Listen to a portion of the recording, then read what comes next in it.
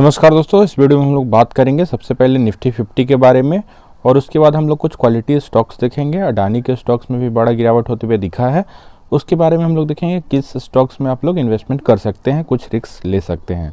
तो सबसे पहले निफ्टी 50 की बात करें तो लास्ट डे हम लोग को बढ़िया तेज़ी देखने को मिला था और बढ़िया हैमर कैंडल हम लोग को देखने को मिला। 243 पॉइंट से ऊपर का हम लोग को तेज़ी देखने को मिलता है। तो लगातार मार्केट में गिरावट होते हुए दिख रहा था। निफ्टी 50 में भी हम लोग देख सकते हैं, पहले तो हम लोग को 15,800 तक मार्केट जाते हुए दिखा था नीचे की तरफ। दो बार सपोर्ट लिया था, तो इन दोनों सपोर्ट पे हम लोग निफ्टी बीज ETF को बाई करने के लिए बोले थे और फिर 15,000 तक आया था तो और भी हम लोग क्वांटिटी ऐड ऑन करने के लिए बोले थे। उसके बाद मार्केट में अच्छा रैली हम लोग को देखने को मिला और करीब 18,600 जो कि ऑल टाइम मार्केट का हाई है, वहाँ तक हम लोग को निफ्टी 50 जाते हुए दिखा था।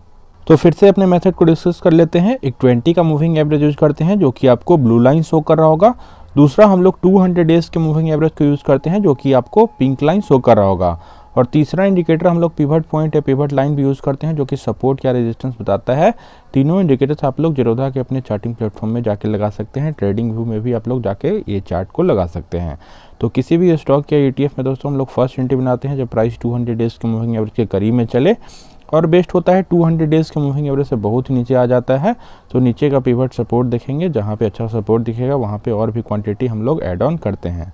तो फिलहाल की बात करें तो निफ्टी 50 में हम लोग देख सकते हैं प्राइस 200 डेज़ के मूविंग एवरेज के करीब में आ चुका है।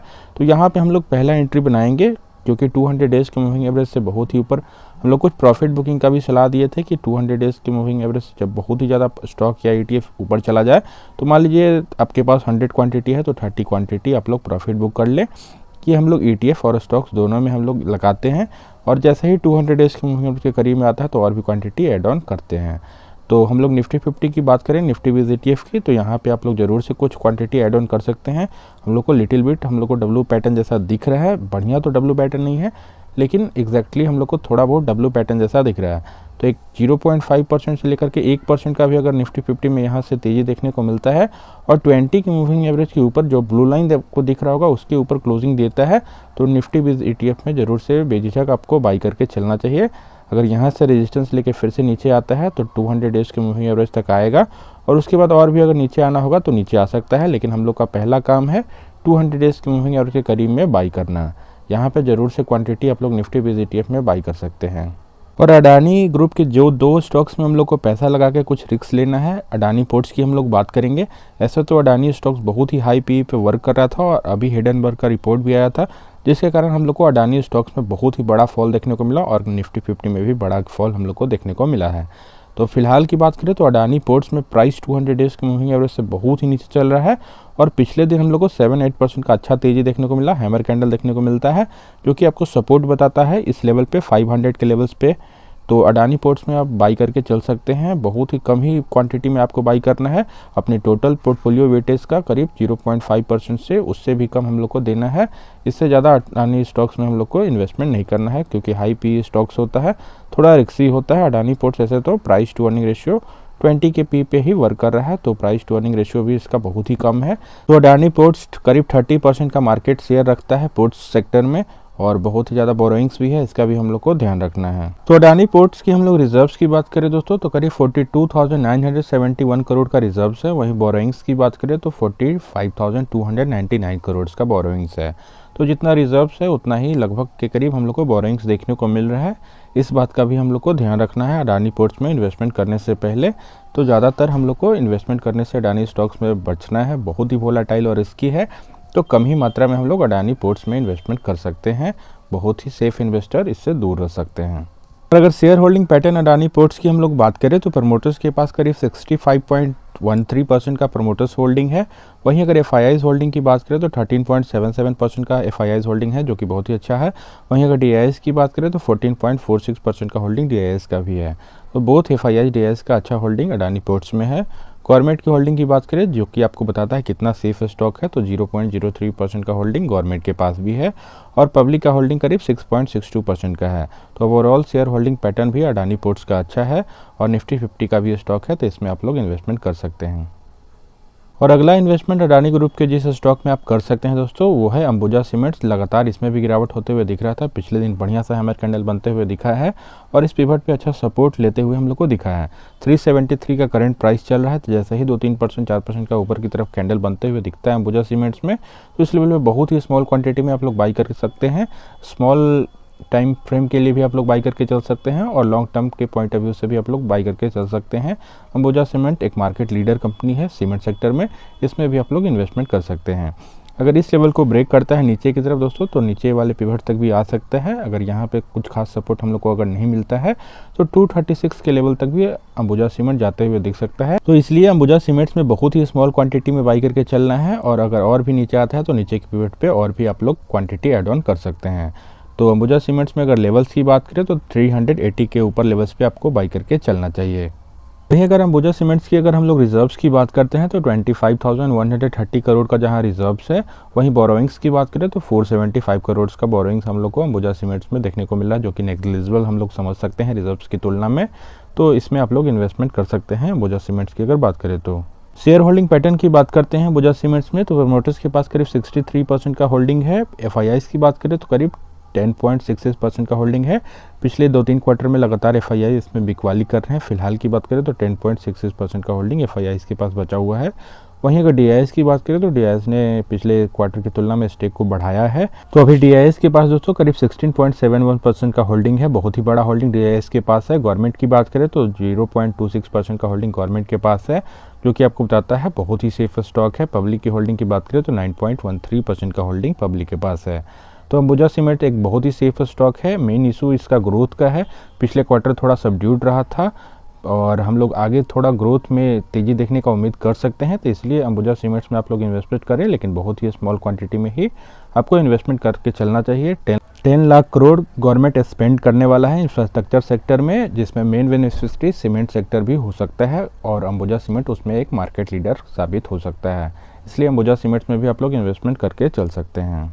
अगला स्टॉक मार्केट लीडर हम लोग बात करेंगे पिडिलाइट इंडस्ट्रीज के बारे में, जिसमें लगातार गिरावट होते हुए दिख रहा था। केमिकल सेक्टर का एक दिग्गज कंपनी है, फेविकॉल बनाने वाली कंपनी है, तो यहाँ पे आप जरूर से इन्वेस्टमेंट करें। तो पिछले दिनों हम लोग को हैमर कैंडल वगैरह देखते हुए मिला था पिडिलाइट इंडस्ट्री में, उसके बाद बड़ा सा ग्रीन कैंडल बनते हुए दिखा। इसी कैंडल में आपको बाई करके चलना चाहिए था। इस पिवट पे हम लोग को थोड़ा बहुत सपोर्ट मिलते हुए दिखा है।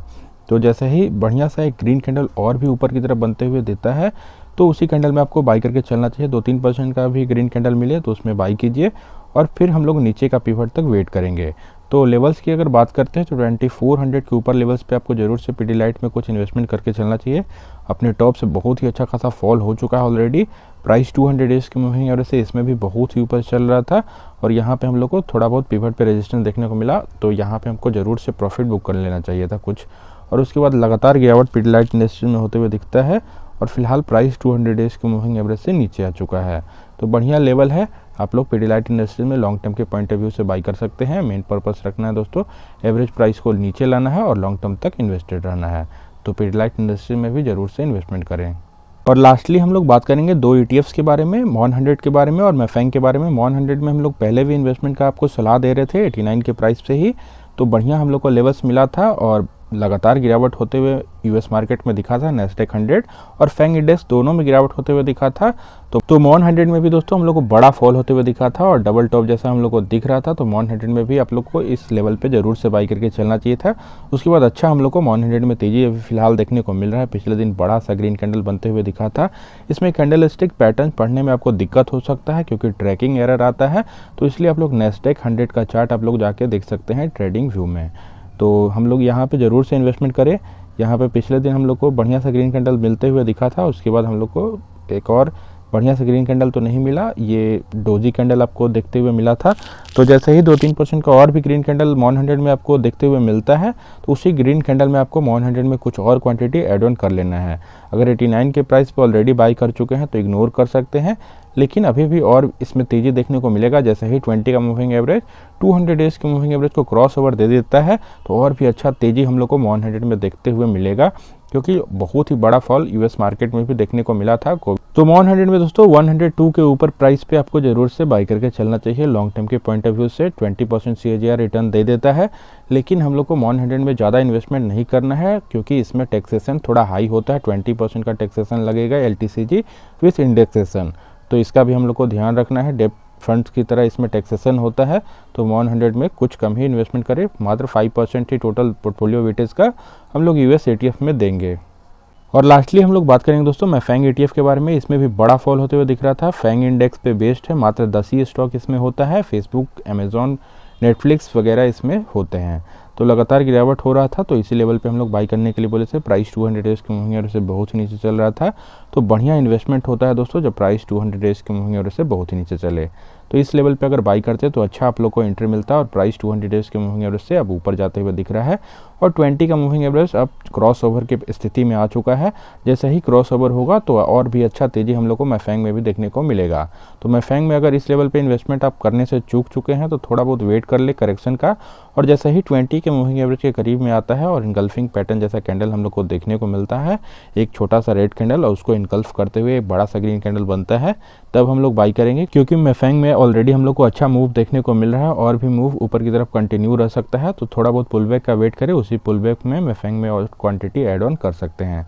थोड़ा हाई रिस्क होता है मॉन 100 के कंपैरिजन में, क्योंकि मात्र 10 ही स्टॉक इसमें होता है, तो इसलिए हम लोग को ज़्यादा इसमें रिस्क नहीं लेना है। मात्र 2 से 3% आप लोग टोटल पोर्टफोलियो वेटेज का इसमें दे सकते हैं।